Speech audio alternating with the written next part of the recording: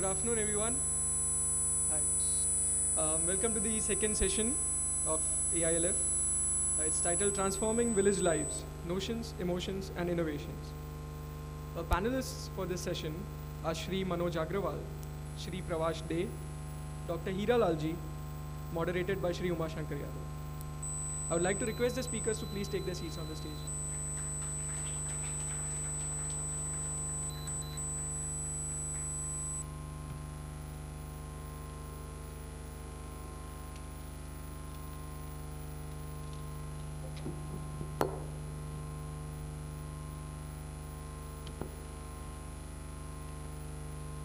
Shri Manoj Agrawal here is an IAS officer of the Gujarat Cadre who has worked in various important positions in the state.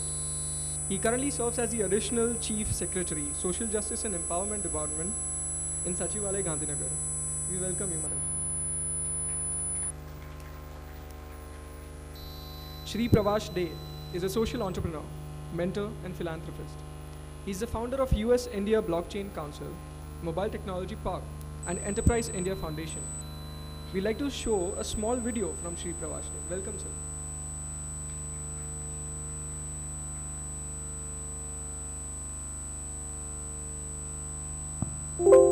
आप सभी लोगों का एक बार फिर से Ahmedabad international literature festival के 6वें addition में बहुत बहुत स्वागत और अभिनंदन है। ये सेशन हमारे दिल के करीब है। भारत की आत्मा गाँव में रहती है और हम सभी लोग कहीं ना कहीं किसी न किसी रूप से गाँव से कनेक्टेड रहे हैं। हम में से बहुत सारे लोगों ने अपने जीवन के काफ़ी हिस्से गाँव में गुजारे हैं। आप इस बहुत सारी बातें आगे करेंगे। और सबसे पहला सवाल हमारा doctor Hira Lal.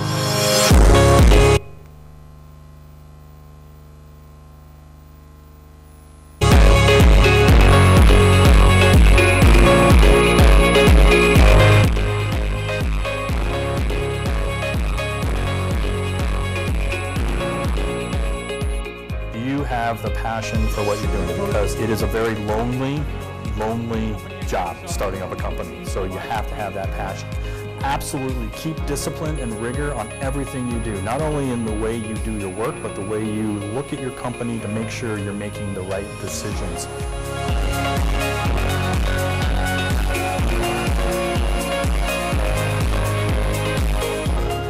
Be very, very metered in your growth goals.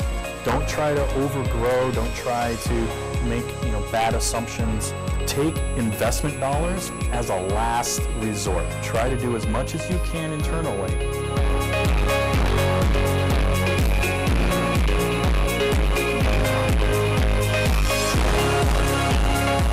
Your investors can be some of your greatest partners, but they can also be one of your greatest challenges when you go forward. We need to kind of improve policies between various nations so that if there is a legal issue that arises, that there's ability to mitigate those well.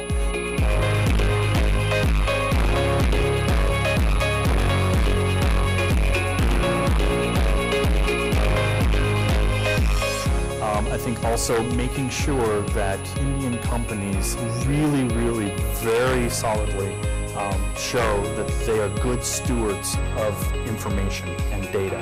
Organizations like the IAMI, they can be your advocates. Tackle a topic, you should approach and be part of these various support organizations depending on what type of industry you're on. Find partners in those areas that give you that bedrock to work with so that you can grow within that market smartly and scale smartly.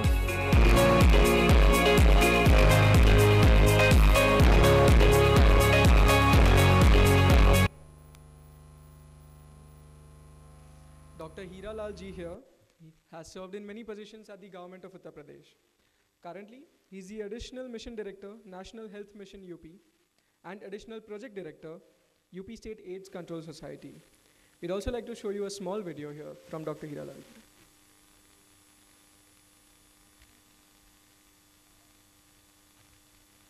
Bharat देश गांव में बसता है, लेकिन एक सच ये भी है, हमारा देश ही हमारी देह है और हमारा गांव हमारी आत्मा है। आखिर ऐसा क्या हुआ गांव में रोजगार के साधन कम हुए, लोगों की आय घटी, हमारे लोग गांव छोड़कर शहरों की तरफ क्यों गए, सोचने का विषय है। आज जरूरत है गांव को शिक्षित, समृद्ध, स्वस्थ बनाने की। मॉडल गांव विलेज मैनिफेस्टो उसी बदलाव की बात करता है। खेती किसानी को एक व्यवसाय में बदलकर ग्रामीणों को विकसित करके जागरूक करना है। उपज का सही दाम, हर हाथ को काम, स्वस्थ शरीर, स्वस्थ जमीन, बेहतर सम्मान पूर्वक जिंदगी जीने के लिए मॉडल गांव का हिस्सा बने। जल, जंगल, जमीन, इसको अगर एक जमीन को छोड़ दीजिए तो पेड़, पानी, जल और जंगल, ये आम आदमी की जरूरत है। पानी आम आदमी की जरूरत है और जो पेड़ है जो हमें ऑक्सीजन देता है, प्राणवायु देता है, वो हर आदमी की जरूरत है। हर गांव में अच्छे लोग हैं जो अपना नुकसान करके भी दूसरे की भलाई करते हैं। ऐसे लोगों का हम लोग चयन करेंगे और उनको जहां भी गांव में अच्छा काम हुआ वहां भेजेंगे।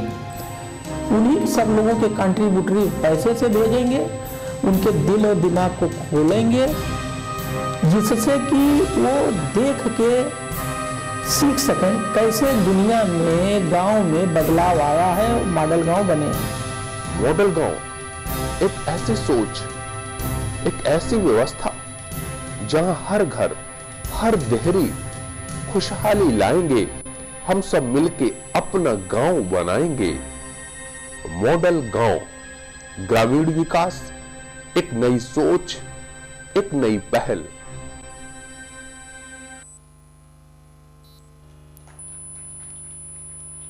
Our session moderator, Shri Uma Shankar Yadav, is the founder and director of AILF, which began in 2016.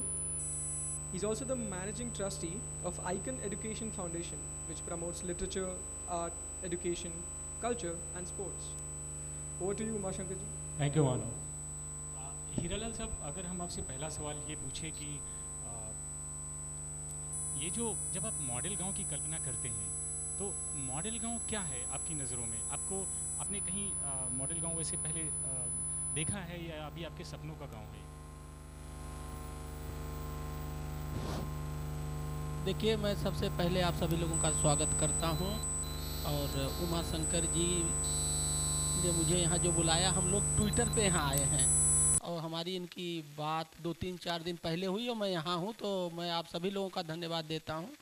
क्योंकि अभी बात चल रही थी कि अच्छे चेहरे होने चाहिए और तरन्नुम भी अच्छा होना चाहिए तो मुझे यहाँ सब चेहरे अच्छे दिख रहे हैं, तरन्नुम भी अच्छा है। देखिए, सबसे बड़ा क्वेश्चन ये है, अभी मैं इनके बात का जवाब नहीं दूंगा, ये साहित्य, लिटरेचर और गांव का क्या लेना देना मेरे दिमाग में। अभी जैसे सर बोल रहे थे कि जब ये इनके पास गए तो पहला क्वेश्चन था कि लिटरेचर फेस्टिवल का, वो भी इंटरनेशनल लिटरेचर फेस्टिवल का, समाज सोशल जस्टिस से क्या लेना देना। तो मेरे भी दिमाग में ये बात आ रही कि गाँवों की बात यहाँ लिटरेचर फेस्टिवल से क्या लेना देना है। क्या मैं आप लोगों से एक क्वेश्चन पूछना चाहता हूँ, आप इंडिया की 70% आबादी कहाँ रहती है? गांव में। आप लोगों में से बहुत सारे लोगों का गांव में, भले शहर में रहते हैं, आपका दिल, दिमाग और सोच गांव में, जमीन होगा, ननिहाल होगा, बहुत कुछ होगा। कितने लोगों ने गांव पे किताब पढ़ी है? जरा हाथ उठाइए। गांव पे, गांव से रिलेटेड कोई किताब। चलिए, तब भी 2-4-6 लोग मिल गए। तो जब 70% हमारी आबादी गांव में रहती है और उस पर लिटरेचर ना हो, यह दुर्भाग्य का विषय है कि नहीं है? है। तो हमें गांव पर अब लिटरेचर तैयार करना चाहिए कि हमारा गांव पहले था वो ठीक था या जो अब हम परिवर्तन गांव में किए अब ठीक है। पहले, मेरा व्यक्तिगत मानना है, पहले का गांव खुशहाली और हरियाली देता था, अब वो खुशहाली हरियाली गांव में घटी है। एक बात तो इसका रिलेवेंस है, गांव पे लिटरेचर किताब के रूप में होना चाहिए। दूसरा मेरा क्वेश्चन ये है कि अभी मैं वहीं बैठ के इस पर गूगल देवता से बात कर रहा था। हमने कहा मुझे कुछ म्यूजियम बताओ गांव के, तो मुझे अमेरिका के 2-4 म्यूजियम तो गांव के हाल, काम करने वाला खुरपी, खोपड़ा, जो भी बहुत सारी चीज़ें होती थी, इंडिया में आप लोग बताइए, यहाँ अहमदाबाद में गांव का कोई म्यूजियम है? है लेकिन हाँ, लेकिन आपके यहाँ तो है, मेरे यूपी में लखनऊ के, हाँ हम लखनऊ कैपिटल से आते हैं, और यूपी का जो इकोनॉमी है वो एग्रीकल्चर है, लेकिन हमारे यहाँ नहीं है। ये चूंकि अहमदाबाद है इसलिए है, लेकिन मैक्सिमम जगह नहीं है। तो जो हमारी हिस्ट्री है, जो हमारा स्ट्रेंथ है, वो उसके बारे में हमें म्यूजियम टाइप का, बुक टाइप का, लिटरेचर टाइप का कुछ डेवलप करना चाहिए। इसका लिंक है गांव से, ये मैं बताना चाह रहा था। एक बात, आपके बात का क्वेश्चन बहुत पॉइंटेड बात करूंगा, क्योंकि हम लोग तो बोलते रहते हैं, आईएएस अफसर का काम ही ये बोलना है ना, तो हम बहुत बोलते हैं, तो मैं लेकिन यहाँ कम बोलूँगा।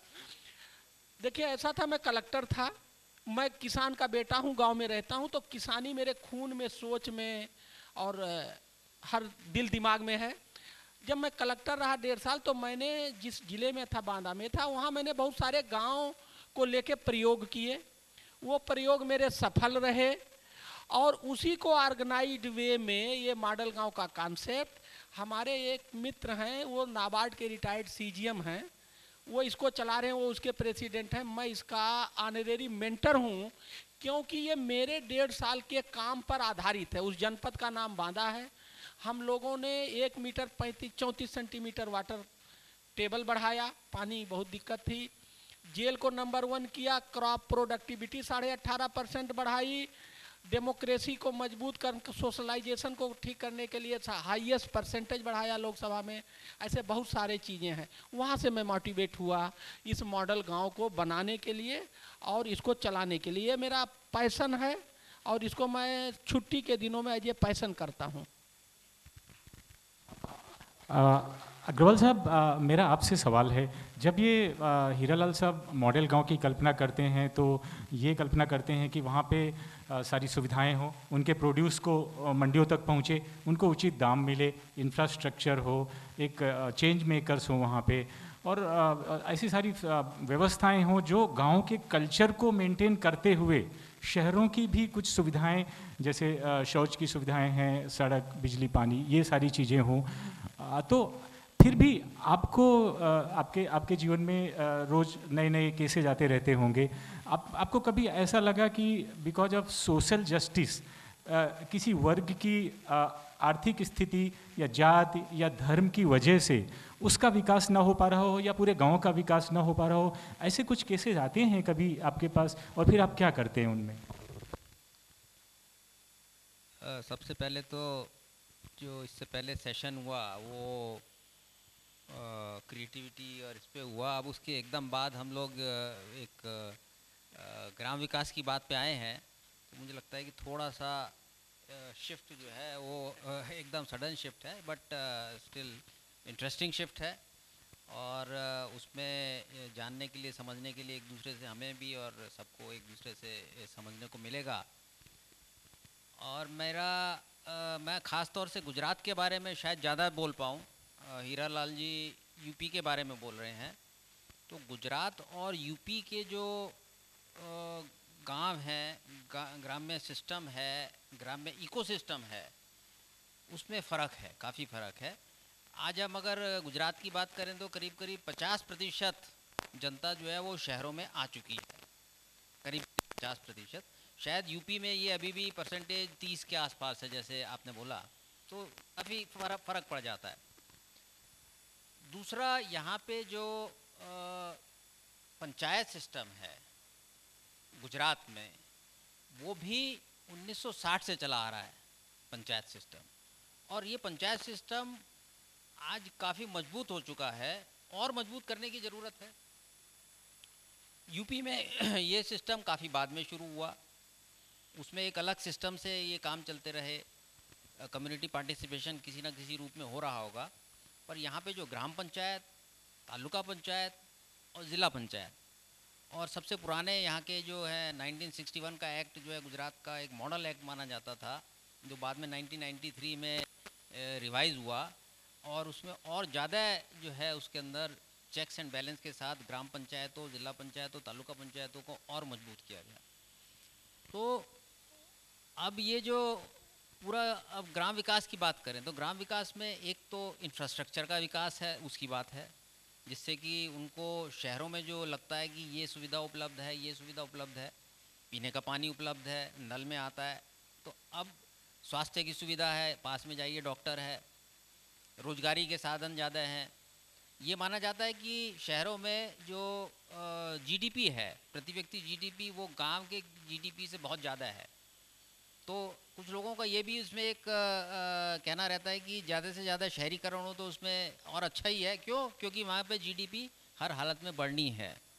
लेकिन हम अगर इसको जोड़ें, जो आज से वर्षों पहले हमारे जो बड़े महान नेता, महान आत्मा लोग, जैसे महात्मा गांधी जी ने भी कहा था कि भारत की जो आत्मा है वो विलेजेस में है, गाँव में है। तो हमको गाँवों को सेल्फ सफिशिएंट बनाना है। लेकिन क्या सेल्फ सफिशिएंट ऐसे बनाना है कि बिल्कुल हम शहरों से उनको काट दें? तो नहीं। तो उसकी जो सारी व्यवस्था जो है एक दूसरे से जुड़ी रहे और गांव के लोगों को विकल्प मिले, स्वतंत्रता मिले। अभी आपने एक मार्केटिंग की भी बात करी कि जो वो उगाए, जो वो पैदा करे। तो गुजरात में तो वैसे ही कैश क्रॉप्स बहुत ज़्यादा हैं, सस्टेनेंस क्रॉप बहुत कम है। यहाँ पे चावल, गेहूँ और ये है लेकिन कंपैरेटिवली कम है। कैश क्रॉप बहुत ज़्यादा हैं, टोबैको है और दूसरे अन्य ग्राउंड नट है, कॉटन है, तिल है और भी इसी तरह के कैश क्रॉप्स हैं। तो उन सबको लाके कहाँ एक यहाँ पे एपीएमसी का सिस्टम बहुत स्ट्रांग है, उसकी जगह अब उनको और स्वतंत्रता जो नए लॉ बने हैं उनमें मिलेगी, जिसको लेके काफ़ी अर्बन एरिया, पानी, बिजली, सड़क और इंफ्रास्ट्रक्चर, रोड्स वगैरह, उनको स्वास्थ्य की सुविधा। और इससे क्या होगा कि उनके दिल में हमेशा ये रहेगा, शिक्षण की सुविधा, उनके दिल में ये रहे कि मेरे यहाँ का जो बच्चा है, जो क्योंकि उन्होंने तो जो किया वो किया, पर आने वाली जो पीढ़ियाँ हैं वो कंधे से कंधा मिला के वो सब सीखें, समझें और उस अपॉर्चुनिटी को गांव की प्रॉस्पेरिटी के लिए, अपने कुटुंब की प्रॉस्पेरिटी के लिए और अपनी प्रॉस्पेरिटी के लिए यूज़ करें, क्षमता पूरी आए। वो सबसे एक मेन बात है।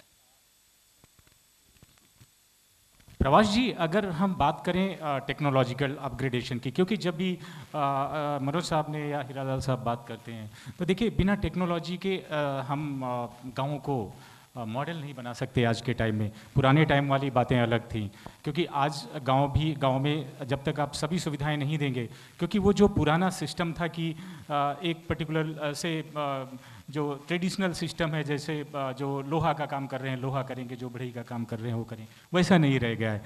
इस टेक्नोलॉजी ने, डेवलपमेंट ने सबको अपॉर्चुनिटीज़ दी हैं, सभी बिजनेस कर रहे हैं, सभी जॉब कर रहे हैं, सभी खेती कर रहे हैं, सभी हर तरह कर रहे हैं। तो उसमें टेक्नोलॉजी का कितना बड़ा योगदान है और आप क्या कर रहे हैं उसमें, गाँवों को कैसे आत्मनिर्भर बनाने में आपकी जो मोबाइल टेक्नोलॉजी है और आपका जो ब्लॉकचेन सिस्टम है वो कैसे मदद करेगा? और हीरालाल जी का जो मॉडल गांव है वो उसमें आपकी टेक्नोलॉजी कहाँ बैठती है?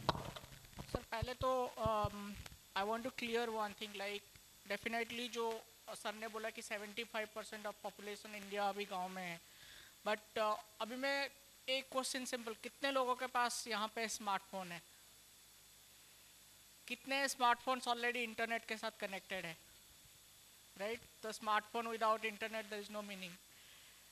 सेम चीज़ जस्ट 2 दिन पहले जब आईटी मिनिस्टर साहब ने जब पूरा सोशल मीडिया का एक मीडिया ब्रीफिंग दे रहे थे, एंड आई वाज सरप्राइज कि एक्चुअली जो फिगर्स है अभी इंडिया में 330 मिलियन स्मार्टफोन्स है, अराउंड 500 मिलियन इंटरनेट कनेक्शंस है, चाहे वो स्मार्टफोन के थ्रू हो चाहे वो डेस्कटॉप घर पे हो। तो अगर ये डेटा को सिर्फ देखेंगे और उसको आप कंपेयर करेंगे कि हमारे जो इमर्जिंग टेक्नोलॉजीज है यहाँ पे, there are around 53 crore people are connected in WhatsApp, around 43 crore people who are using YouTube daily basis to upload videos, sharing videos and stuff. Around 44 crore near about people are there in Facebook. तो ये हमारे something 1.36 around 2 crore लोग are in Twitter. अगर ये हमारे social capital है, तो अगर आप गांव के साथ डायरेक्टली कनेक्ट करना चाहते हैं, इंटेलेक्चुअल जो माइंड से जो ऑलरेडी गांव से जाके शहर में रह रहे हैं उन्होंने पढ़ाई की है, उन्होंने वहाँ पे जॉब कर रहे हैं, they are into business but they want to contribute in villages, so that is a direct link. And वो लिंक रेगुलर बेसिस में वो गाँव नहीं आ सकते, वो इंटरनेट के थ्रू में गांव के साथ कनेक्टेड हो सकते हैं। एंड पर्टिकुलरली ये कोविड के बाद जो लॉकडाउन हुआ वो हमें सिखा दिया कि e learning is now the next boom. Already double digit में हमारी ग्रोथ चल रही है। लॉट ऑफ एडटेक कंपनीज है जो ऑलरेडी एक्वायर हो चुके हैं। एंड अभी जो सेंट्रल गवर्नमेंट का एजुकेशन पॉलिसी है वो हर गांव के पास पहुंच रहा है। तो जितने सारे अभी पॉलिसीज गवर्नमेंट ऑफ इंडिया बना रहे हैं, चाहे डिफरेंट स्टेट गवर्नमेंट्स बना रहे हैं, तो सारे टेक्नोलॉजी के थ्रू में ही ग्रोथ होगा। सो हमें दो चीज़ चाहिए यहाँ पे कि जितने गांव पे लोग रहते हैं उनको हमें एक तो एजुकेट करना पड़ेगा, सेकंड है कि उनको एक एफिशिएंट सिस्टम देना पड़ेगा। सो एफिशिएंट सिस्टम मतलब यही है कि उनके पास डेस्कटॉप पहुंचना चाहिए, उनके पास कंप्यूटर पहुंचना चाहिए, और उनके पास स्मार्टफोन पहुंचना चाहिए, उनके पास इंटरनेट पहुंचना चाहिए। ये चाहे हम पब्लिक पार्टिसिपेशन के थ्रू में कर सकते हैं, ये हम पर्सनलाइज्ड बेसिस में भी दे सकते हैं। पब्लिक पार्टिसिपेशन ऐसे है कि आज जैसे आप देखेंगे श्रीनगर में पहली बार 370 ये होने के बाद they have a public library, तो ऑलमोस्ट 20 to 25 डेस्कटॉप सारे लाइब्रेरी में है और गांव के लोग आते हैं वहाँ पे, दे एजुकेट देमसेल्व्स, वहाँ पे जो लाइब्रेरियन है वो पढ़ाते हैं। तो यहाँ पे आप लिटरेचर के साथ भी टेक्नोलॉजी पढ़ रहे हैं and it's a collaborative effort. Same चीज़ हम लोग हर गांव में अंदर कर सकते हैं। एंड अभी जो हो रहा है कि एंटरप्रेन्योरशिप इनोवेशन सिर्फ अगर आप देखेंगे तो मोस्टली Tier 1 Tier 2 सिटीज़ में हो रहा है। Now it has gone through 3 cities as well. But अगर सेम चीज़ आप एक एंटरप्रेन्योरशिप स्कूल या तो स्टार्टअप स्कूल हम हर गाँव में क्यों नहीं खोल सकते? Thank you very much. We will come to second round. Technology के बारे में अभी आपने कहा, तो गुजरात के बारे में मैं जस्ट थोड़ा सा वेरी ब्रीफली, गुजरात के हर विलेज को ब्रॉडबैंड से जोड़ने का काम ऑलरेडी 60% के करीब हो चुका है और हर विलेज में जो ब्रॉडबैंड जोड़ा जा रहा है वो ओपन होगा पब्लिक के लिए और ग्राम पंचायत और उसके अलावा 4-5 और कनेक्शन जो जैसे दूध मंडली होगी या सहकारी मंडली होगी उस तक वो दिया जाएगा। और सारी की सारी स्कीम जो गवर्नमेंट की होंगी वो ई ग्राम केंद्र जो हर ग्राम पंचायत में है, जैसे अभी मैंने अपने विभाग की 50 स्कीम्स पिछले 1 साल में उनको सबको ऑनलाइन कर दिया और उनको डिजिटल सेवा सेतु जो हमारा एक ऑनलाइन प्लेटफॉर्म है उसके साथ जोड़ के ये 50 स्कीम का वो बैठ के अप्लाई जो है ई ग्राम सेंटर से विलेज में से कर सकता है। तो वो ई ग्राम में जो ब्रॉडबैंड जो पहुंच रहा है that will revolutionise the whole concept, that will also provide of course जो बाकी आपने कहा वो भी उनको देना पड़ेगा, जो इंडिविजुअल उनको है कनेक्टिविटी वो भी देनी है, लेकिन ये जो ब्रॉडबैंड पहुंच रहा है और 31 मार्च तक ये काम 100% होने की उम्मीद है, 31 मार्च 2021 तक। तो ये एक बहुत बड़ा अचीवमेंट राज्य सरकार का मेरे ख्याल से department of science and technology कर रहा है। तो जस्ट मैंने कहा क्योंकि बात चली है टेक्नोलॉजी की इसलिए मैं बता रहा हूँ। हीरालाल साहब, अगर हम बात करें मॉडल गांव की, जब आप से अभी मेरा पहला सवाल भी वो था और उससे रिलेटेड ये है कि आपके मॉडल गांव में जो पुराना ट्रेडिशनल वे ऑफ लाइफ था वो रहता है, आपके कॉन्सेप्ट में है, या पूरा रिवोल्यूशनाइज कर रहे हैं, मॉडर्नाइज कर रहे हैं, मतलब कोई ट्रेडिशनल सिस्टम को फॉलो नहीं करना है? अगर कर रहे हैं तो कर रहे हैं, ठीक है, लेकिन पूरा क्योंकि आईटी और सोशल मीडिया ने सबको बराबर कर दिया है, सब लोगों को सब चीज़ एक्सेस है, सारी इन्फॉर्मेशन है, तो आपके मॉडल गांव में आप क्या कल्पना करते हो कि सब लोग, सभी वर्ग, सभी तरह के लोग, चाहे कम इकोनॉमी वाले हैं चाहे ज़्यादा वाले हैं, सब एक तरह के हों? और इसको करने में आपको क्या चैलेंजेज आते हैं? इंफ्रास्ट्रक्चर का आता है, या जो अभी हमारे 1-2 वक्ता वाजपेयी साहब कर रहे थे, जो परसेप्शन वाला मामला है, जो धारणा है कि नहीं ये इस तरह का व्यक्ति है तो वो वही कर सकता है, वो ये नहीं कर सकता, वो नहीं कर सकता, ये कुछ आड़े आती हैं क्या आपके उसमें? और इसको रिमूव करने के लिए बहुत सारे क्वेश्चन एक साथ कर रहा हूँ कि आप सारी बातें बता सकें। आपके जो चेंज मेकर्स है जो आप सिलेक्ट करते हैं वो कितने एफिशिएंट हो रहे हैं? आपको कहाँ दिक्कतें आती हैं ये करने में?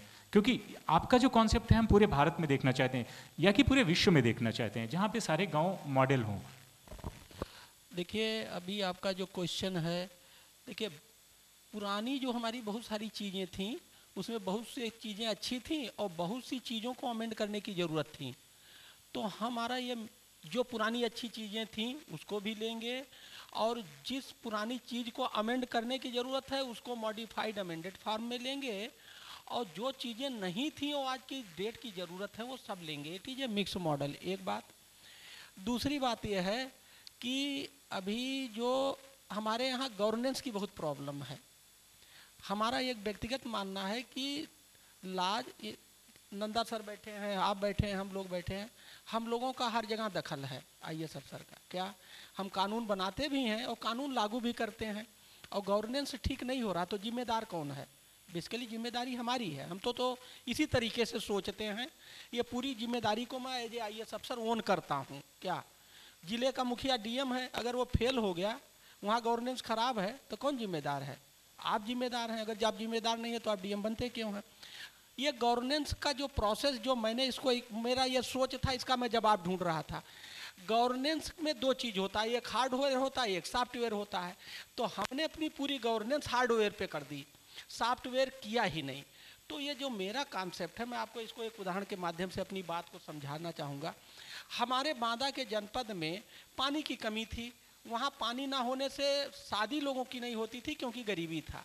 अब मुझे बांदा के पानी की समस्या को हल करना है और अगर हम सरकार से पैसा मांगते नहीं मिलता। तो हमने क्या किया, जन सहभागिता बढ़ाई। पहले क्या था, DM आगे चलता था, जनता पीछे चलती थी। हमने ये फिलॉसफी बदली। हमने कहा जनता आगे चलेगी और DM पीछे चलेंगे। तो हमने लोगों को पहले हमने कुआं, तालाब, नदी वदी पे खोदने खादने नहीं गए। हमने एक माहौल क्रिएट किया कि पानी कहाँ रहता है, कुआं तालाब नदी में रहता है। कुआं तालाब नदी कहाँ पाया जाता है? आपके गांव में पाया जाता। तो अगर पानी की समस्या आपके गांव में, तो समाधान आपके गांव में है। कुआं तालाब नदी पे जाओ और उसकी रक्षा करो, उसकी इज्जत करो, उसकी सफाई करो, पानी मिल जाएगा। धीरे धीरे उसके बहुत सारे टेक्निक्स अपनाए और बहुत सारे तरीके से उनका सॉफ्टवेयर चेंज किया। मैं ये कहता था कुआं तालाब, हम मतलब मेरा एक नारा था जिसको कि हम कुआं तालाब नदी जमीन पे खुदे सफाई हो, ये मेरे लिए माने नहीं रखता। लेकिन मैं लोगों के दिल और दिमाग में कुआं तालाब और नदी खोदना चाहता हूँ। लोगों के दिल और दिमाग में और सोच में, खून में कुआं तालाब खोदना चाहता हूँ। अगर ये बात हो गया तो कुआं तालाब तो फिजिकली खुदेगा ही खुदेगा। और यही काम मैं मॉडल गांव में भी करने जा रहा हूं। गांव मॉडल, सड़क अच्छी हो जाए, स्कूल अच्छा हो जाए, लोग गोरे हो जाए काले से, ये मेरा मकसद नहीं है। लोगों के दिल और दिमाग और सोच में मैं कुआं, ये मॉडल गांव पैदा करना चाहता हूं। उसका क्या, मैं चाहता हूं सब लोग एक बार जोरदार तालियां बजाइए हीरा साहब के लिए, क्योंकि यही है हमारे गाँव को शहरों से अलग करने वाला। या गोरे काले का कल्चर, छोटे बड़े का कल्चर, ये गाँव में से निकलना चाहिए, तब जाके काम। हाँ, ये किसका दूसरे में इस बात की पुष्टि में मैं दूसरा, आज के डेट में अभी अयोध्या में, मैं बड़े बस्ती के रहने वाला हूँ, अयोध्या मेरे बगल में, इसलिए मेरा लगाव है। अभी तक मंदिर बना नहीं ना, न्यू खुदाई होगी, शुरू हो गया।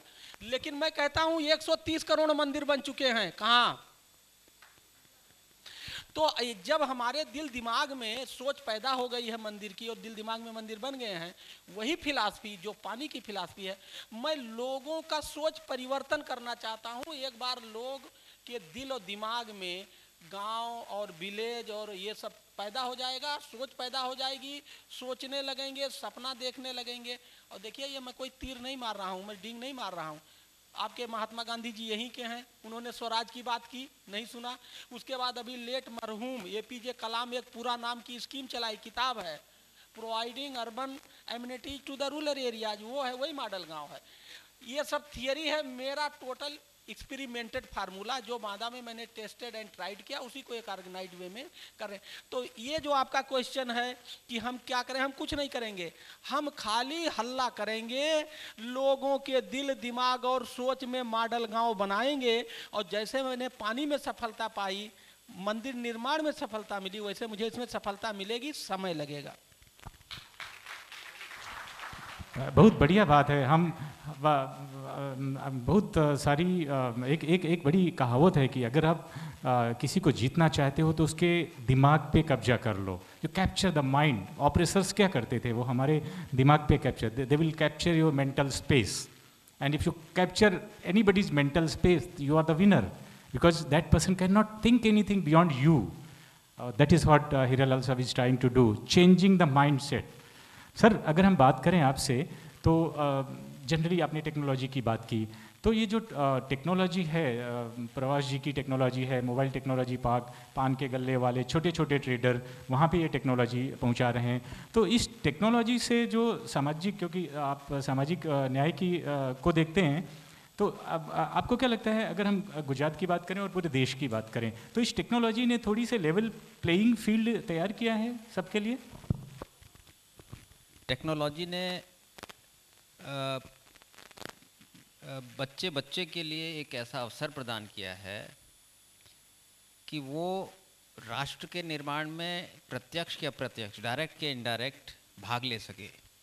उसके हाथ में, जब एक छोटे बच्चे के हाथ में भी मोबाइल फ़ोन आए, और वो भी अगर स्मार्टफोन हो, और वो समझने लगे, क्योंकि आजकल आपने बहुत से एडवर्टाइजमेंट देखे होंगे टीवी पे कि कोडिंग करिए, वाइटेड जूनियर या बैजू या दूसरे 2-3, तो वो किस लिए कि कंप्यूटराइजेशन में और स्मार्ट फ़ोन वगैरह में और जाएं, जहाँ पे आपको जो है पूरे वर्ल्ड से जुड़ने का मौका मिलता है। www वर्ल्ड वाइड वेब से पूरे वर्ल्ड से जुड़ने का आपको एक जो मौका मिलता है, जो एक्सपोजर है, वो एक्सपोजर इतना ज़बरदस्त है, और वो ऐसा है कि जिसको कोई रोक भी नहीं सकेगा, मैं ये भी मानता हूँ। तो वो जब गांव के लोगों के बीच में पहुँचेगा, तो स्वाभाविक है कि उनके भी इतने जो ज्ञान के रास्ते हैं, जो अभी शायद लिमिटेड हैं, शहर में पहले पहुँच जाते हैं, गांव में उसके बाद जब एक बार पूरा नेटवर्क हो जाएगा, तो उनको भी इमीडिएटली, जैसे पहले हम कैसे बोलते थे कि हर चीज़ पहले यूएसए में आ रही है और उसके 20-30 साल बाद इंडिया में आ रही है, आज की तारीख में अगर हम कहें कि अर्बन में ये चीज़ पहले आ रही है, रूरल में बाद में आ रही है। एक बार अगर इंटरनेट जो ब्रॉडबैंड सिस्टम पूरे इंडिया में, आज भी 3G 4G 5G, अब 5G की बात हो रही है, 4G भी अभी रूरल एरिया में नहीं पहुंचा है ड्यू टू वेरियस रीजंस, उसके अलग रीज़न है, वो यहाँ पे चर्चा का विषय नहीं है। लेकिन ये टेक्नोलॉजी के कारण हमारी, जैसे प्लानिंग का मैं एक एग्जांपल दूंगा, ग्राम पंचायत डेवलपमेंट प्लान, हर पंचायत, हर ग्राम पंचायत को जो 14th फाइनेंस कमीशन जो पैसा दे रहा है, जो उन्होंने काफ़ी बढ़ाया, जो इन लोकल बॉडीज़ को बढ़ाया, नगर पालिकाओं को ज़्यादा दिया, ग्राम पंचायतों को और ज़्यादा दिया, पर ईयर पर person at least 600 to 700 rupees her village panchayat में पहुंचा। 15th फाइनेंस कमीशन ने वो और बढ़ा दिया, और उन्होंने स्पेसिफिक काम भी दिए कि आप पीने के पानी के लिए, जब आप भी सुनते होंगे नल से जल हर विलेज के एक घर में जाना है। ब्रॉडबैंड जो है वो इंटरनेट की, जो मैंने कनेक्टिविटी ब्रॉडबैंड की बात करी, तो हर घर में ब्रॉडबैंड अवेलेबल करने की सरकार की जो थिंकिंग है वो बहुत आगे तक पहुंच चुकी है। गुजरात की बात करें तो 50-60% तो पहुंच से ज़्यादा है, वो आगे पहुंच चुका है। प्रधानमंत्री जी ने नया जो एक किया, उसका मैं खुद पार्टनर ऐसे रहा कि मैं commissioner and additional chief secretary rural development department था, जो ओपन डिफिकेशन फ्री। अब उसके अंदर भी ज़बरदस्त हमने टेक्नोलॉजी का उपयोग किया, और लाखों जो है टॉयलेट्स सबके घरों में बने हैं। उसमें शायद पानी की कमी होने के कारण जितना उपयोग, जितना % होना चाहिए था, उससे कुछ कम हो रहा है। लेकिन अब जब नल से जल हर घर में जाएगा, जिसके लिए इस साल भी 50,000 करोड़ रुपया रखा गया है केंद्रीय बजट में, तो मैं नहीं मानता कि ये सब जो चीज़ें हैं अल्टीमेटली ये मॉडल विलेज बनाने की तरफ ही आगे बढ़ रही हैं। और गुजरात जो है, मुझे कहने में आनंद है, हर्ष है, गर्व है कि गुजरात इसमें जो है, इसमें भी आगे लीड ले रहा है, और इसमें आगे से आगे जाके बढ़ के जल्दी से जल्दी टेक्नोलॉजी और हर तरह से पहुंचेगा। यूपी जैसे राज्य भी इसमें खूब आगे बढ़ रहे हैं, इसमें there is no doubt. Right sir, yes, we can just see the things, यहाँ पे हमें दिखती हैं ज़मीनों पे। प्रभाष जी, हम लोग IT इनेबल्ड सर्विसेज वाले लोग हैं और IT में काम करते हैं। अभी मैंने देखा कि गुजरात में गाँव में भी सर, हम लोग बारकोट में हैं, तो वहाँ गाँव के कहीं खंभालिया से, तो कहीं केशोद के स्टोर्स हमारे बारकोट के लिए जाते हैं। छोटे छोटे गाँव में भी टेक्नोलॉजी यूज करने लगे हैं। तो जो आप IT इनेबलर हैं, how can you become a real change makers? आपको क्या लगता है कि उसमें कहीं सरकार की, ये सरकार बैठे हैं और एक कॉन्सेप्ट हैं, जो चाहते हैं कि मुझे पूरे गांव का कॉन्सेप्ट चेंज कर देना है, तो उसमें आप लोग एग्जीक्यूशनर हैं जो एग्जीक्यूट करेंगे सरकार की बातों को और आइडियाज़ को। आपको क्या लगता है कि जो पान के गल्ले में बैठा है या जो छोटा सा जो बेचते हैं, छोटी दुकान वाले ट्रेडर हैं, वहाँ पे आप उनको कैसे मदद कर सकते हो, टेक्नोलॉजिकली अपग्रेड करें, उनका जो बिजनेस बढ़े, पर्टिकुलरली थ्रू टेक्नोलॉजी? आप क्या सजेस्ट करते हो? Shortly will finish, short answer please. ठीक है सर। सर दो चीज़ें हैं जो हम बोल रहे हैं कि हम करने वाले हैं, वो लास्ट माइल कनेक्टिविटी होना बहुत ज़रूरी है। जो चीज़ है वो एक जगह में जाके रुक जाता है बिकॉज हमारे पास इंफ्रास्ट्रक्चर नहीं है, नेटवर्क नहीं है, तो उसके वजह से वो लिमिटेड हो जाता है। तो already there are lot of company, जो IT कंपनीज हैं, उन लोग internet.org बनाए हैं। सो इट्स ए फाउंडेशन जो इंटरनेट फ्रीडम फाउंडेशन के नाम में, IFF के नाम पे, अभी वो लास्ट माइल जो पर्सन है जो नेट गांव में बैठा हुआ है, जिसके पास नहीं है, उसके पास भी स्मार्टफोन हो और वो इंटरनेट से कनेक्टेड, जब ये हो जाएगा तो ऑटोमेटिकली हमारे क्या होगा कि एजुकेशन सिस्टम जो है वो चेंज होना चालू हो जाएगा। सर जैसे मेरे बात हुई थी कि लेट्स टेक 5 थिंग्स एटलीस्ट, कि ये हम नेक्स्ट 5 ईयर्स में करेंगे। एक आपका एजुकेशन पकड़ लीजिए, उसको हमें सबको करना है, सबको शिक्षित करना है। Second is women empowerment. बहुत सारे हैं जो सोलोप्रेन्योर्स है, कुछ मतलब लास्ट 16 to 19 हमारे स्टार्टअप इंडिया के एक इंटरनेशनल समिट हो रहा था, and we were discussing completely 1 hour कि there are around 80 million women entrepreneurs हैं इंडिया में जो सिर्फ सोलोप्रेन्योर्स हैं, अकेले ये कर रहे हैं, सोलोप्रेन्योर्स हैं, और उनको एक्चुअली कम्युनिटी की सपोर्ट चाहिए। वो कुछ भी करें, अगरबत्ती बना रहे हैं, साबुन बना रहे हैं, कुछ ना कुछ तो वो कर ही रहे हैं, बट उनको कम्युनिटी की सपोर्ट चाहिए कि उनका सामान खरीदेगा कौन, तो उसके लिए एक मार्केट प्लेस चाहिए, उसके लिए एक ट्रेडिंग चाहिए। तो ऑलरेडी हमारे जो पेमेंट गेटवे है वो इंडिया आज वर्ल्ड की नंबर 1 है। UPI जो हमारे है वो हमारे रिवोल्यूशन है इंडिया का। अगर इसको हम कनेक्ट कर दें आपके ई-कॉमर्स साइट के साथ, और उसको हम मोबाइल कॉमर्स, मोबाइल टेक्नोलॉजी के साथ मिला के मैं मोबाइल कॉमर्स अगर दे दूं, तो कोई भी बंदा कहीं पे भी बैठ के इंटरनेट कनेक्शन, बिना इंटरनेट कनेक्शन भी वो बिजनेस कर सकता है। अगर आप ब्लॉकचेन की बात करें, अगर आप अफ्रीका चले जाएंगे, उनके पास इतना नेटवर्क नहीं है, बट आज भी वो बैठ के वहाँ पे वोटिंग सिस्टम में पार्टिसिपेट कर रहे हैं विदाउट इंटरनेट। तो इट्स बिकॉज उनके पास ब्लॉकचेन अवेलेबल है, राइट? तो वो चीज़ हम यहाँ पे कर सकते हैं। एंड इसमें वही है कि चैलेंजेस दोनों तरफ से है। अगर आप पूरा ओपन फ्रीडम दे देंगे तो उसका मिसयूज होगा, जैसे फार्मर्स अभी चल रहा है, लास्ट 3 महीने से कंट्रोल नहीं कर पा रहे गवर्नमेंट, उसका मिसयूज होगा। बट अगर हम सही तरीके से एजुकेट करके फिर उसको यूटिलाइज करना सिखाए कि कैसे उसको अच्छे तरह से कर पाए, तो इसका डेफिनेटली पॉजिटिव इम्पैक्ट रहेगा। डेफिनेटली।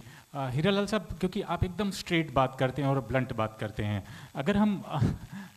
अगर हम आपसे ये पूछें कि हम लोग शहर में आ जाते हैं, गाँवों से आए हैं, और कई बार गाँव के बारे में बहुत अच्छी अच्छी बातें भी लिखते हैं, कविताएं लिखते कि गांव का जीवन तो क्या बात है, फेसबुक में आप बढ़िया बढ़िया कविताएं सुन सकते। लेकिन अगर उनको मौका मिले या कभी जाने का टाइम मिलता है तो कोई गांव जाना नहीं चाहता है, कोई गांव में रहना नहीं चाहता है, क्योंकि बहुत सारे कारण हैं।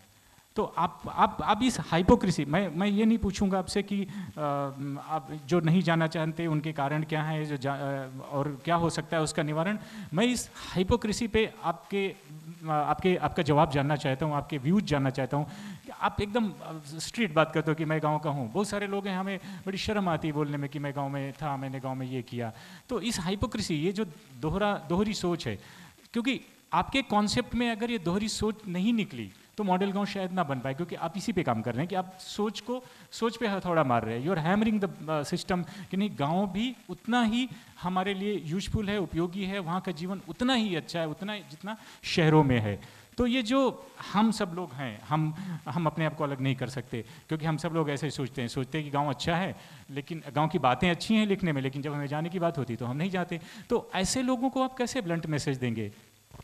देखिए, इसका आंसर कोविड ने दिया है। कोविड ने, जो गांव छोड़ के आए थे शहर की तरफ, तो शहर नहीं झेल पाया, लौट के गए बुद्धू घर को। वही बुद्धू वाला घर, गांव देहात जिसको हम गड़बड़ कह रहे हैं, नहीं जाना चाहते, उसने उनको सहारा दिया। तो भाई बड़ा तो वही होता है जो मुसीबत में सहारा दे। कोविड ने ये साबित कर दिया है कि गांव ही हमारा मॉडल है। और अब तो शहर में भी गांव को काफ़ी एक कॉन्सेप्ट बहुत लोगों का आया है। अच्छा, और एक बात देखिए, महेश जी बैठे हैं, जरा खड़े हो जाइए, आप अपने जरा चेहरा दिखाइए सबको। ये देखिए, मैं इनको नहीं जानता, और ये बैठ जाइए, अभी मैं इनके बारे में बताता हूँ। ये कि यहाँ नंदा सर थे, नंदा सर हम लोग जुड़े हुए हैं, मुझे नहीं पता था, लेकिन नंदा सर अभी बोल रहे थे, देखे होंगे, यहाँ के बहुत अच्छे अफसरों में गिनती है। जैसे इन्होंने मेरा मॉडल गांव पढ़ा, मुझे फ़ोन दिया, कहीं बात करो मुझसे, हमने बात किया, कहीं ने तेरा बहुत अच्छा है, और मैं तेरे पास एक आदमी भेजता हूँ यूपी वाला, मेरा चेला है, और सुभाष बोस पे एक काम करता है, भेजता है। वो 2 बार मेरे पास आए, अभी मैं नहीं इनको पहचानता, देखते कहीं तू ही तो है हीरालाल, मैं तुझे जानता हूँ। मॉडल गाँव, जब सोच अच्छी होती है, जब नीयत अच्छा होता है, जब इरादा अच्छा होता है, तो दुनिया बदल जाती है। क्या एक बात, और मैंने एक उदाहरण दिया, नंदा सर को मैं नहीं जानता था, ये मिल गए मुझे। ये जो बाबूजी हैं, ये स्मार्ट विलेज का, एक स्मार्ट विलेज मूवमेंट का एक कॉन्सेप्ट चलता है। मैं एक दिन इसे पढ़ रहा, हमने कहा ये विलेज गांव के नाम पे मैं गूगल देवता से दोस्ती करता हूं कि बताओ हमारे जमात के लोग, हमारे बिरादरी के लोग कहाँ हैं। तो स्मार्ट विलेज मिला, मैं उसमें देखा तो उसमें सोलोमन डार्विन नाम के एक प्रोफेसर हैं, कौन यूनिवर्सिटी है, कोलंबिया यूनिवर्सिटी अमेरिका, वो इसको चलाते हैं। तो मैंने सोचा ये अंग्रेज होंगे, लेकिन पता चला वो यहीं के हैं। कहाँ? इंडिया के। चले गए कोलंबिया में, लेकिन उनकी धड़कन गांव में है। और उनको चलाता कौन है? डॉक्टर अनिल दास शाह जी हैं, वो भी यहीं शायद गुजरात के ही हैं क्या। और ये लोग स्मार्ट विलेज मूवमेंट चलाते हैं, उसके ये स्टेट कोऑर्डिनेटर हैं।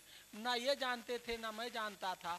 और मैं आपको बता दूं, अगर मेरे काम में और मेरे कॉन्सेप्ट में ताकत ना होती, चुंबकत्व तो नहीं होता, तो ये दोषी जी मुझसे मिलने नहीं आते क्या। ये अमेरिका वाले, मैं गांव का देहाती हूँ, मैंने इनको खींचा है क्या।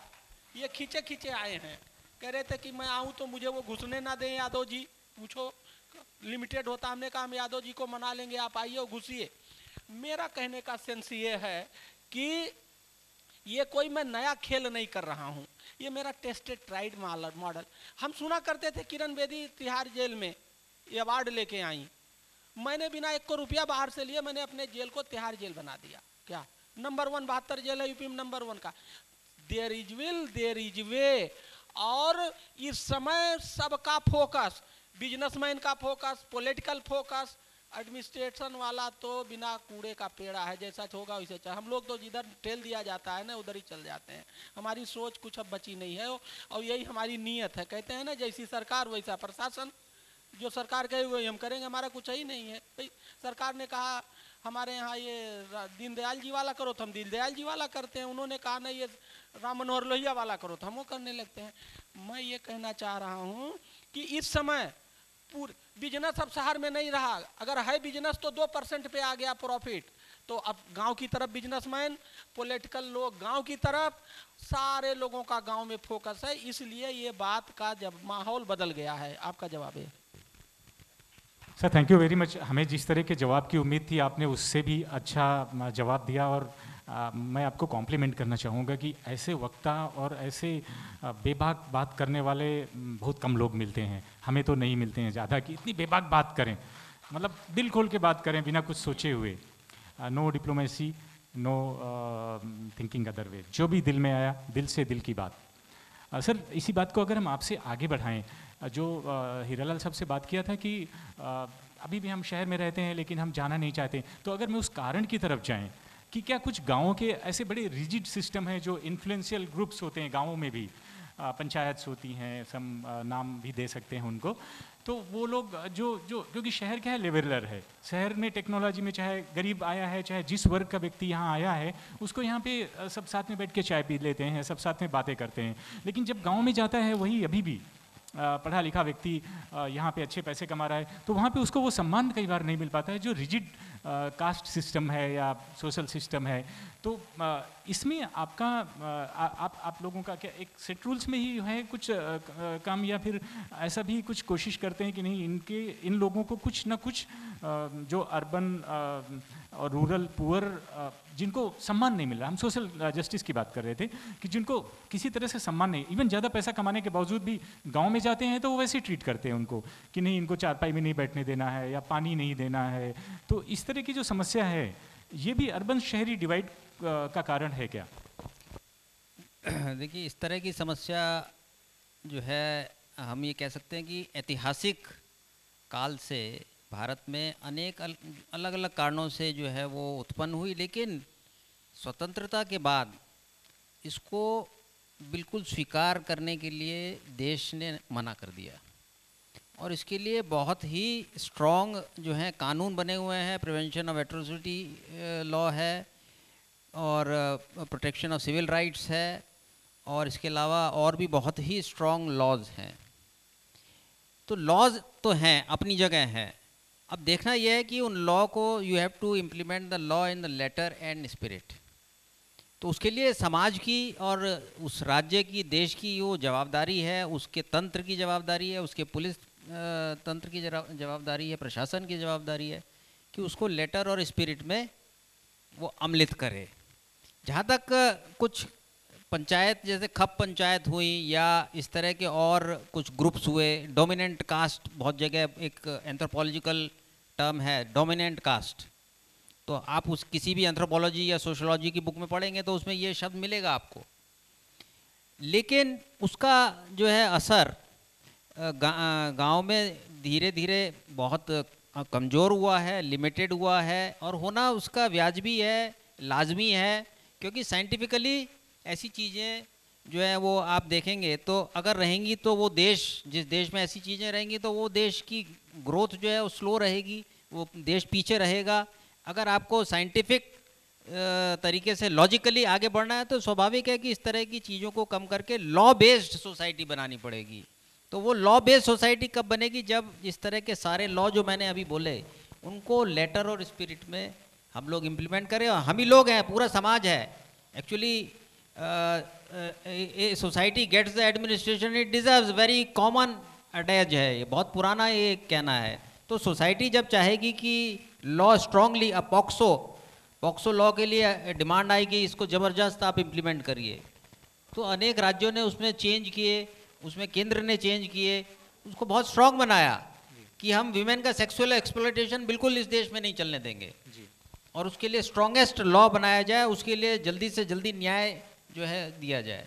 तो वो जब चाहते हैं, तो इसलिए जो सोशल जस्टिस है जहाँ तक, उसमें मैं ये मानता हूँ कि समाज भी आज बहुत जागरूक हुआ है और इसको और आगे ले जा रहा है, और कोई कारण नहीं है कि ये अभी यहीं रुके। जब तक कि बिल्कुल समानता नहीं आ जाएगी, विलेजेस में भी ये समानता ना आ जाए, तो और इसके लिए जो डेमोक्रेटिकली इलेक्टेड, आज भी यहाँ पंचायत के इलेक्शंस हैं गुजरात में, यहाँ पे तालुका पंचायत के इलेक्शन हो रहे हैं और महानगर और नगर पालिकाओं के हो रहे हैं और ज़िला पंचायतों के हो रहे हैं, कुछ ही समय बाद ग्राम पंचायतों के होंगे।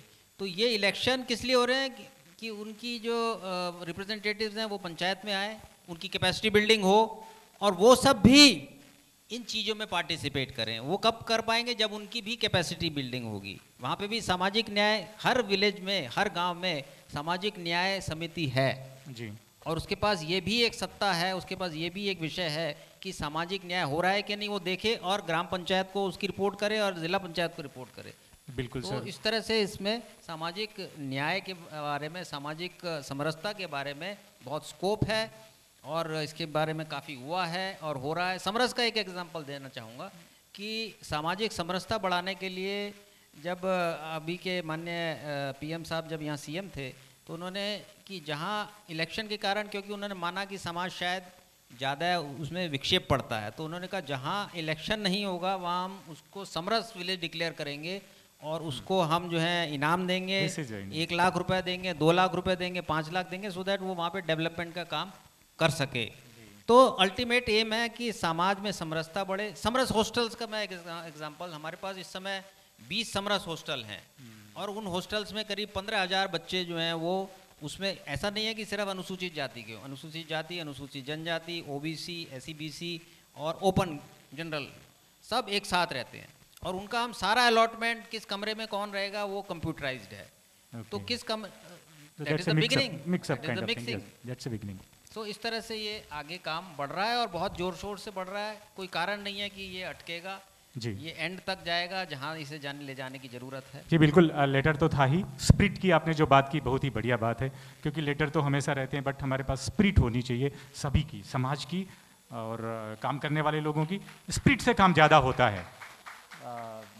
सबका काम ज़्यादा स्पिरिट वाला है, लेटर तो ठीक है। हम लोग we are running short of time. आप लोग अगर किसी के पास भी हमारे किसी भी स्पीकर के लिए कोई भी क्वेश्चन हो तो तैयार रखिए। अभी प्रभाष जी से हम इनसे पूछते हैं लास्ट क्वेश्चन, उसके बाद हम 2 क्वेश्चन लेंगे, then will finish it. Prabhash ji, अगले 5 सालों में क्योंकि गाँवों की, हीरालाल साहब ने बताया कि गाँव में ही सबका ध्यान है अभी, चाहे वो सरकार है चाहे वो जो भी हैं, तो आपको क्या लगता है कि आने वाले 5 सालों में आईटी इंडस्ट्री, पर्टिकुलरली अगर आपके तरह का जो बिजनेस है, आईटी एनेबलर्स जो हैं, वो लोग अपने आप को आप कहाँ देखते हो? आप अपनी कंपनी, अपना जो तरीका है वो अपने बारे में बताइए। सर ऑलरेडी इसमें हम काम करना स्टार्ट कर दिए हैं। सो हम लोग जो रैपिड प्रोटोटाइपिंग बनाते हैं 36 आवर्स का, किसी के पास आइडिया है वो डायरेक्टली यहाँ पे आए, 36 आवर्स वो एक कमरे के अंदर रहता है, चाहे वो आइडिया पर्सन हो, चाहे वो बिजनेस पर्सन हो, चाहे इन्वेस्टर हो, सब एक साथ 36 आवर रहते हैं और वो आइडिया को एक प्रोटोटाइप में कन्वर्ट करते हैं, एक मिनिमम वायबल प्रोडक्ट जो है, जो इन्वेस्टर्स को दिखा पाएँ या इंडस्ट्री लोगों को दिखा पाएँ, या फिर हमारे जो भी म्यूनसिपल कॉरपोरेशन है, पंचायत है, वहाँ पे जो प्रॉब्लम्स है उसको आइडेंटिफाई करके वहाँ पे दिखा पाएँ। अभी हमने एक स्टेप उससे आगे लिया है। So we are creating an experience zone, जहाँ पे मे बी 200-300 रूम्स होगा। Corporate people will go and spend 7 days there. वो गांव के साथ रहेंगे, वहाँ पे they will work as well as they will have fun। एक जगह में co-living and co-working concept we starting cohort. तो ये जब हो जाएगा तो ऑटोमेटिकली आपके शहर में जो चीज़ हो रही है वो ऑटोमेटिकली गांव में होना स्टार्ट हो जाएगा and there will be a correlation start, thinking start हो जाएगी।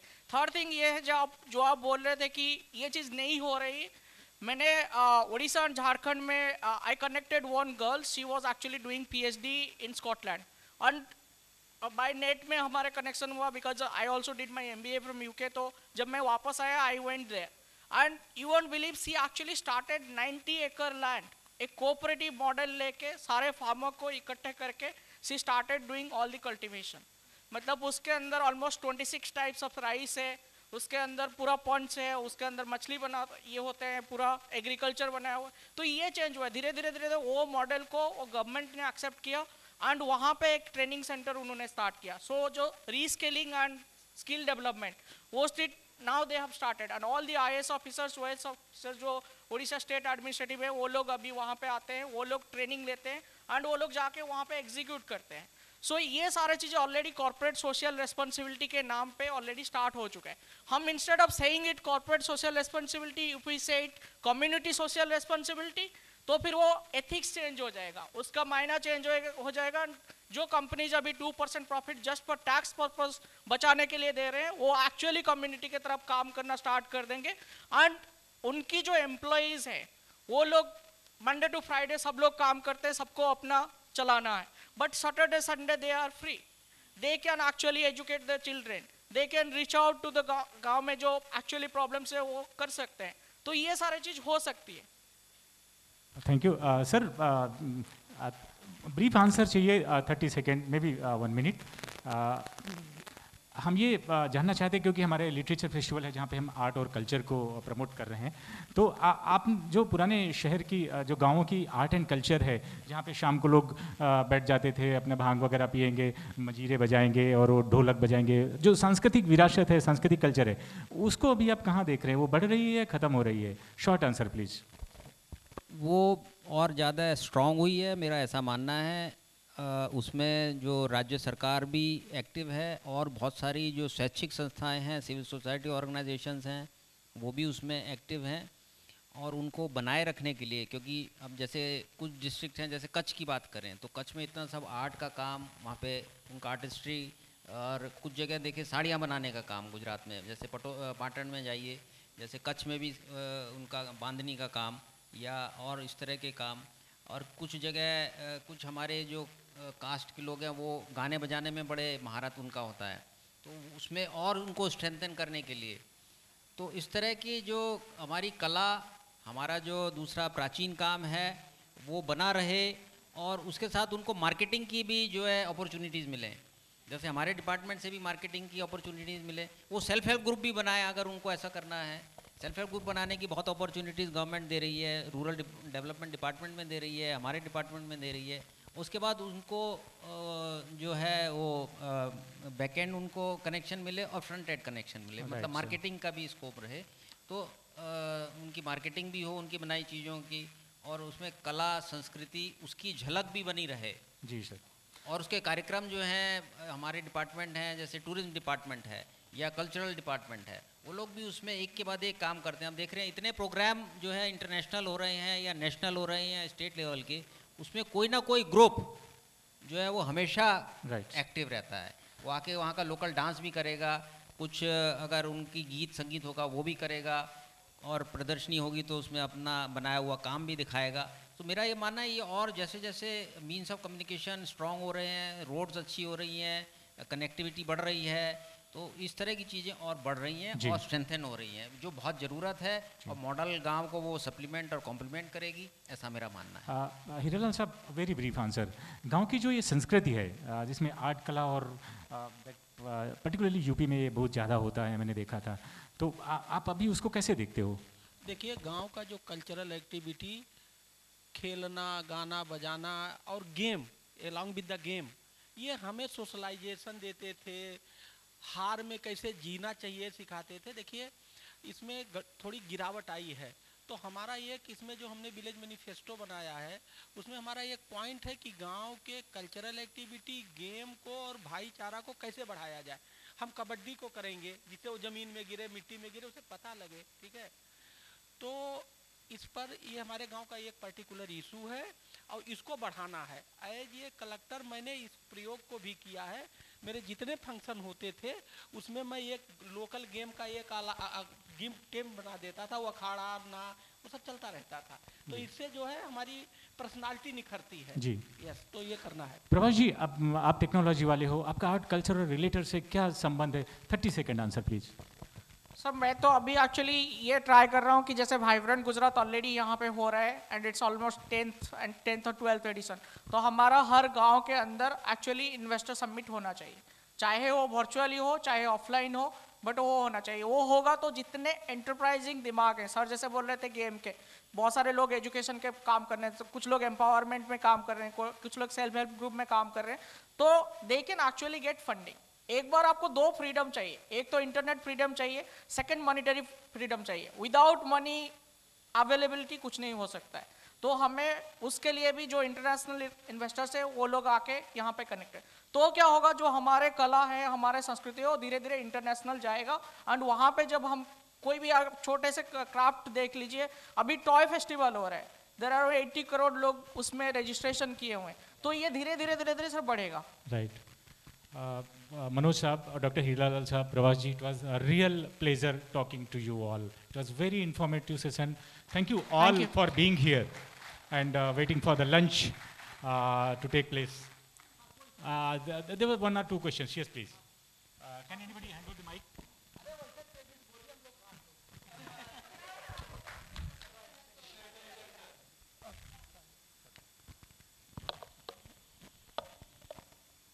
आप लोगों ने जो इतने अपने विचारों को प्रकट किया है उसके लिए हम सब आपके आभारी हैं, धन्यवाद देते हैं। मेरा प्रश्न डॉक्टर हीरालाल से है। ना शॉर्ट परिचय दे सकते हैं, नाम एंड? मेरा नाम है डॉक्टर अशोक सक्सेना जी। मैं principal chief conservator of forest से सुपरएनुएट हुआ हूँ जी। मैंने थीसिस किया है कनाडा में सस्टेनेबल डेवलपमेंट में, कई साल वहाँ बिताए, उसके बाद में भारत देश में आया। अब मैं इनका मॉडल विलेज का कंसेप्ट सुन रहा था। हर चीज के पीछे मॉडल विलेज क्यों, मॉडल शहर भी हो सकता है, उसके पीछे आधार है मॉडल आदमी का। Human being has to be a model one, you put him anywhere.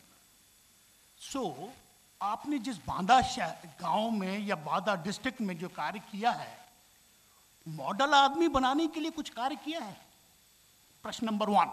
एक second please, you are free, you are a youngster, you have a long way to go.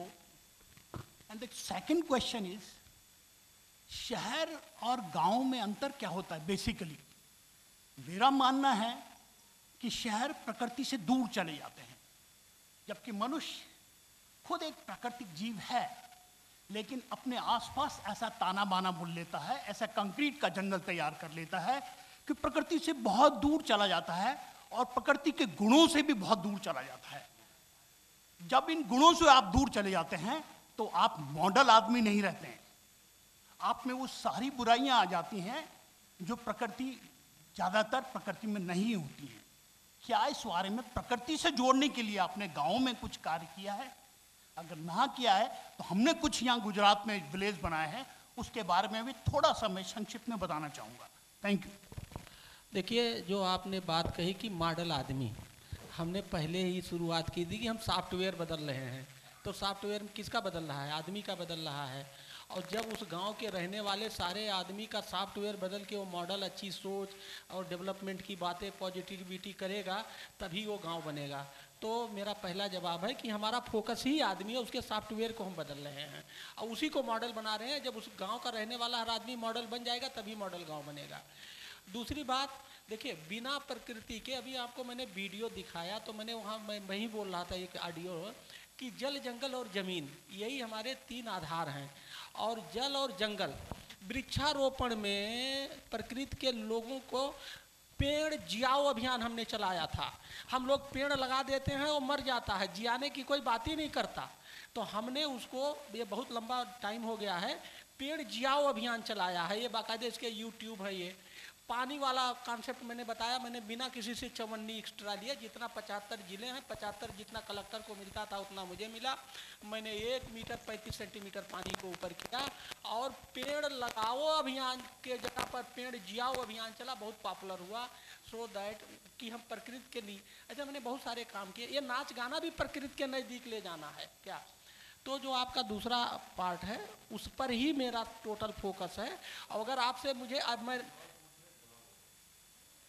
सुनिए, और जो आपका, अगर मुझे कुछ, मैं आज लर्निंग में ही आया हूँ और अगर मुझे आपसे कुछ सीखने को मिलेगा तो मैं उसको भी इंक्लूड करूँगा। जैसे मैंने इनको पकड़ा, ऐसे मैं सबको पकड़ रहा हूँ। How to refine myself, how to upgrade myself. मुझे इसमें कोई संकोच नहीं है, मैं बहुत अच्छा फील करता हूँ। धन्यवाद।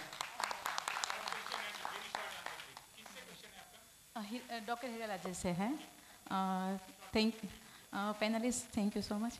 अच्छा, एक मुझे ये कहना है कि यूपी और बिहार ने जितने IAS अधिकारी भारत को दिए हैं, गुजरात ने उतने नहीं दिए हैं। एज वेल गुजरात ने जितने बिजनेसमैन दिए हैं वो पर नहीं दे रहा है। अब गुजरात में ये है कि बहुत सारे बिजनेसमैन ऐसे हैं जो फॉरेन में रहते हैं, उन्होंने यहाँ के विलेजेस को अडॉप्ट किया है, उनको डेवलप किया है। गवर्नमेंट अपना काम कर रही है, उससे कहीं ज़्यादा काम समाज ने खुद ने किया है। तो मैं आपसे ये मतलब जानना चाहती हूँ कि क्या आपकी कोशिश ऐसी है कि यूपी के जैसे कोई हो जो बिजनेस में हो या IAS अधिकारी जो बहुत आगे निकल चुके, वो वहाँ के गाँव को दत्तक ले और उसको डेवलप करे, क्योंकि तभी जो ये IT का सेक्टर जो बढ़ाना है, बहुत सारे US में है यहाँ के गुजराती, वो पूरे के पूरे का वो एडॉप्ट कर रहे हैं। तो वहाँ भी मुझे ऐसा लग रहा है कि अगर ऐसा कुछ काम हो तो ये। हाँ, सुनिए मैडम जी। मैडम, मैं आपको बता दूं, मेरा अपना व्यक्तिगत विचार है और मैं इस पर एक सोशल वर्क कर रहा हूँ कि जब एक IAS अफसर, ठीक है, मैं टॉप की ही बात कर रहा हूँ, नीचे बात करना ठीक नहीं है, कि जब जो भी, चाहे चपरासी हो चाहे चीफ सेक्रेटरी हो, ठीक है, जब वो 55 साल, जब हम 25 साल पढ़ते हैं, 26 साल में नौकरी आ गया, 60 साल तक ये सब करते हैं। अब आपकी लाइफ 100 साल हो गई, हाँ। तो जब आप 60 साल बाद रिटायर हो जाएंगे तो कोई नमस्ते नहीं लेता है। क्यों? आपने जब नौकरी में थे आपने नमस्ते नहीं लिया, ठीक है ना। तो आपको 55 पर प्लान शुरू कर देना चाहिए कि what you will do after 60। इस 5 साल में वहीं जाना चाहिए और रिपे करना चाहिए जो आप कहना चाह रही हो। तो ये बिल्कुल सही बात है। इस पर तो मैं लोगों से अनुरोध भी करता हूँ, प्राइवेटली मोटिवेट भी करता हूँ। और अगर मुझे ये दाव मिलेगा, मेरे दिमाग में आपके क्वेश्चन का है कि मैं इसको टॉप लेवल पे रखूँगा कि जितने भी सरकारी अधिकारी कर्मचारी हैं उन्हें 55 के बाद छूट दे दिया जाए कि वो अपने गांव को या अपने मोहल्ले को जा करके अडॉप्ट करें और बिजनेस की तरह बढ़ाएं। बहुत, क्या बात है।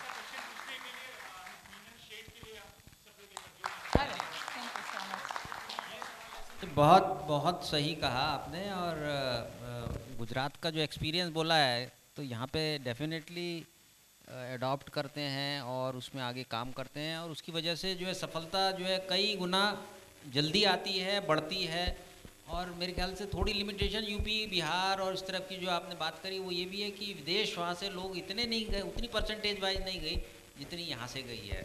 तो it's always give and take, but very correct observation, and it requires a lot of mentally also.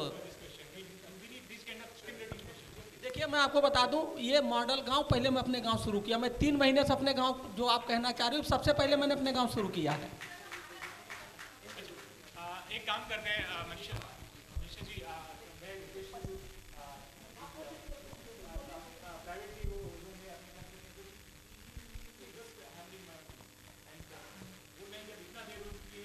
करोगे तो प्रॉब्लम है, पर फिर भी पूछ लीजिए, हम लोग खड़े खड़े जवाब देते हैं. पूछिए प्लीज. 2004 में गुजरात का सबसे पहला गांव है, देश का ई ग्राम बना था वाड़ुकर. तो वहाँ से आज तक 17 साल हो गए, फिर भी 60% गाँव में ही कनेक्टिविटी मिली है. भावनगर के आसपास के गाँव में भी नहीं है. तो ये गाँव में ये विकास का डेवलपमेंटल कम्युनिकेशन इतना स्लो क्यों होता है? शहरों में बहुत ही जल्दी हो जाता है. तो उसके लिए आप लोगों के लिए क्या थिंक प्रोसेस है? नहीं, आपने जो बात कही है वो बिल्कुल ठीक कही है कि इतने साल में क्यों नहीं हुआ, क्योंकि शहरों में 4G आ गया. अब जैसे मैंने बीच में बात करी थी कि अभी विलेजेस में 3G भी पहुंचने में कई जगह 3G भी नहीं है, 2G चल रहा है. तो अब उसके लिए लेकिन जो है गवर्नमेंट ऑफ इंडिया का जो प्रोजेक्ट जो मैंने बीच में बात करी थी वो ऐसा है कि सारे विलेजेस को कनेक्ट करेंगे. तो गुजरात में ऑलरेडी ब्रॉडबैंड का सिस्टम काफ़ी डीपली पहुँच रहा है. साइड बाय साइड जो प्राइवेटली जो है वो 5G अगर यहाँ पे आए या 4G तब तक हो तो वो भी साइड बाय साइड आपको पहुँचा के वहाँ तक ले जाना पड़ेगा. और अल्टीमेटली कनेक्टिविटी जब तक नहीं होगी, तो जैसे मैंने बीच में कहा था कि connectivity will give the access to a treasure of knowledge to everyone right from the childhood. और गुजरात में गवर्नमेंट स्कूल्स हों, प्राइमरी स्कूल्स हों, प्राइमरी स्कूल्स में भी कंप्यूटराइजेशन जो है बहुत पहले हो गया. 2010-11 में मैं स्टेट प्रोजेक्ट डायरेक्टर सर्व शिक्षा अभियान का रहा, तो वहाँ पे तभी से कंप्यूटर जो है, हमारे जो सीएम साहब थे उन्होंने कहा हर सरकारी स्कूल में कंप्यूटर लगाओ और उनको आप ये इंटरनेट कनेक्टिविटी भी पहुँचाइए. तो उसमें ड्यू टू वेरियस रीजंस जो है उतना प्रभावी वो इसलिए नहीं रहा कि सब नया था, सीखने वाले नए थे, सिखाने वाले नए थे. लेकिन आज की डेट में जो ब्रॉडबैंड से जो कनेक्टिविटी और स्पीड आएगी, जो कि एटलीस्ट 100 Mbps, वो तो 200-300 की बात कर रहे हैं जो ये ब्रॉडबैंड ले कर रहे हैं, बट 100 भी आएगी तो it will be a very good speed and ultimately it will lead a revolution of knowledge. Technological revolution will create knowledge revolution and which will ultimately open the doors for everybody. So तब तक जो है एक कहते हैं ना कि समानता का अधिकार, तो इसमें भी एक समानता चाहिए, इसमें भी एक, this is also a freedom, this is also fundamental right. So that definitely. Thank you, Manoj ji, for such interesting. Thank you, sir, and thank you everybody for being a wonderful audience, wonderful questions. Manisha ji, thanks a lot for asking this question. Thank you so much. We have lunch. We have a lot of sessions coming up. Wish you all again a great day ahead. Yes, please go ahead. Before you guys go to lunch, Pinky ji will felicitate all the guest speakers with their respective mementos.